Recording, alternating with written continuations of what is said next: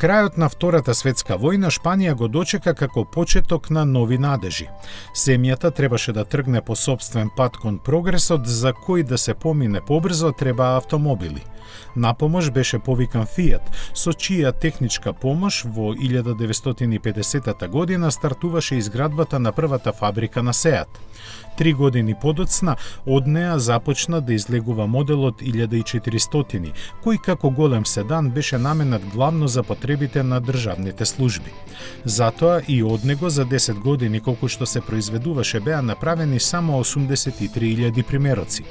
Тој сепак одигра важна улога за идниот развој на автомобилската индустрија во Шпанија, бидејќи домашно произведените делови учествуваа со огромен процент. Пресвртницата се случи во 1957 година, кога созреа условите за масовна моторизација на сиромашната земја. Идеален за таа улога беше малиот 600, кој веднаш стана икона на своето време. Иако чинеше 65.000 пезети, што денес би изнесувало скоро 20.000 евра, беше општо прифатен од народот.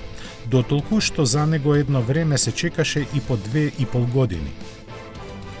До 1973 година од него беа произведени 800.000 примероци, а се извезуваше и во десетина земји ширум целиот свет, од Финска до Колумбија. Охрабрени од успехот на Сеат 600, шпанците започнаа да ја прошируваат гамата.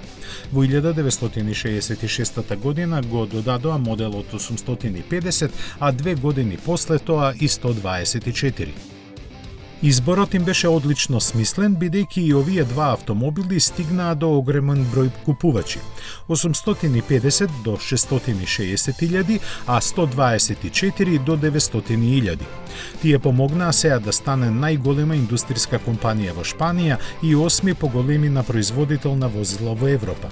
Таа позиција зацврсти во 1982 година, кога беше потпишан договор за соработка со Volkswagen. Тогаш веќе беше започнат развојот на Ибица, првиот самостоен модел на Сеат. Беше дизајнирана од Џуџаро, за моторот се погреши Порше, а техничката подготовка за производство ја направи Карман.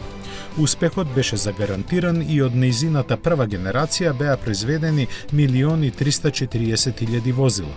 Volkswagen не учествуваше во нејзиниот развој, но затоа целосно е заслужен за вториот најдобро продаван модел во историјата на марката Леон. Тие и денеска се основните столбови на компанијата, која учествува со 1% во бруто домашниот производ и со 3% во целокупниот извоз на Шпанија.